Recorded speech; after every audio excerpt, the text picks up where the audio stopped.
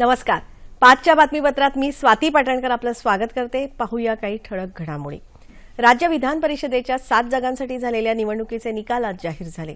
मुंबईतल्या 2 जागांसाठी झालेल्या निवडणुकीत शिवसेनेचे रामदास कदम आणि काँग्रेसचे भाई जगताप विजयी झाले, तर अपक्ष उमेदवार प्रसाद लाड यांना पराभव पत्करावा लागला.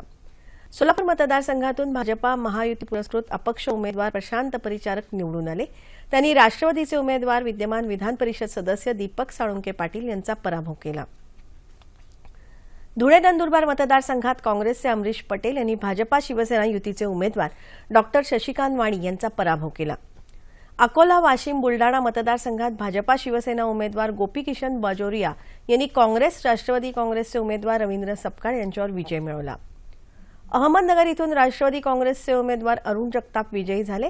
त्यांनी शिवसेनेचे उमेदवार शशिकांत गाडे यांचा पराभव केला.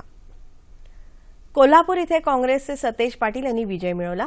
बंडखोर आमदार महादेवराव महाडिक यांचा त्यांनी पराभव केला. नागपूर मतदारसंघातून भाजपाचे गिरीश व्यास यांची बिनविरोध निवड झाली आहे.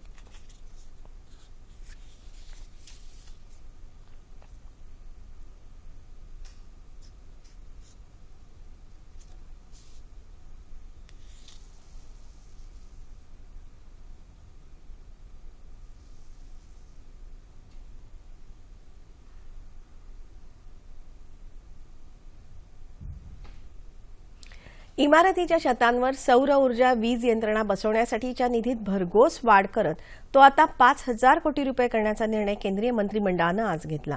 12व्या पंचवार्षिक योजनेत या प्रकल्पासाठी फक्त 600 कोटी रुपयांची तरतूद करण्यात आली होती. या योजनेअंतर्गत निवासी इमारती तसंच संस्थांच्या, सरकारच्या आणि इतर सामाजिक प्रकारात येणाऱ्या इमारतींचा समावेश करण्यात आला आहे. म्यानमारमध्ये तामुकिगॉन कलेवा या विभागात 3 पदरी महामार्गाला जोडण्यासाठी 69 पूल बांधण्याच्या प्रस्तावालाही केंद्रीय मंत्रिमंडळानं मंजुरी दिली. देशात स्मार्ट सिटीज उभारण्याच्या प्रकल्पाकरता न्यूयॉर्कच्या ब्लूमबर्ग फिलंथ्रॉपिक नागरी विकास मंत्रालयाबरोबर एक सामंजस्य करार करण्याच्या प्रस्तावालाही केंद्रीय मंत्रिमंडळानं मंजुरी दिली. त्याचप्रमाणे बांधकाम आणि पाडकाम यातून निर्माण होणाऱ्या कचऱ्याचं पुनर्चक्रीकरण आणि शास्त्रीय संशोधन करण्यासाठी नॉर्वेच्या सिंटेप कंपनीबरोबर सामंजस्य करार करायलाही मंत्रिमंडळानं मंजुरी दिली. जमिनीवरून हवेत मारा करणाऱ्या लांब पल्ल्याच्या LRSAM या क्षेपणास्त्राची आज नौदलानं INS कोलकातावरून यशस्वी चाचणी घेतली. यामुळे भारतीय नौदलाच्या हवाई युद्ध क्षमतेत मोठी वाढ होणार आहे. भारत आणि इस्रायलच्या संयुक्त सहकार्यानं या क्षेपणास्त्राची निर्मिती करण्यात आली आहे. याआधी इस्रायली युद्धनौकेवरती या क्षेपणास्त्राची 2दा यशस्वी चाचणी घेण्यात आली आहे. सध्या कोलकाता श्रेणीतील सर्व विनाशिकांवर ही क्षेपणास्त्र तैनात करण्यात आली असून भविष्यात नौदलाच्या सर्व मोठ्या युद्धनौकांवर तैनात करण्यात येतील. आर्थिक प्रगतीचा लाभ समाजातील सर्व वर्गापर्यंत पोहोचण्याची गरज असल्याचं केंद्रीय वित्तमंत्री अरुण जेटली यांनी सांगितलं. ते आज नवी दिल्लीत भारतीय मजदूर संघाच्या कार्यक्रमात बोलत होते. कामगार आणि गरिबांच्या विकासासाठी सरकार कटिबद्ध असल्याचं ते म्हणाले. कामगारांसाठीचं किमान वेतन त्यांचा मान राखणारं असावं अशी आशा जेटली यांनी व्यक्त केली.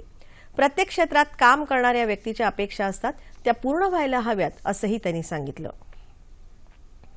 कविता हाच ध्यास आणि श्वास असलेल्या कविवर्य मंगेश पाडगावकरांचं आज मुंबईत त्यांच्या निवासस्थानी निधन झालं. ते 86 वर्षांचे होते. पाडगावकरांनी कविता फक्त लिहिल्याच नाहीत, तर आयुष्यभराची त्यांची ती साधना होती. प्रत्यक्षात ते कविता जगले.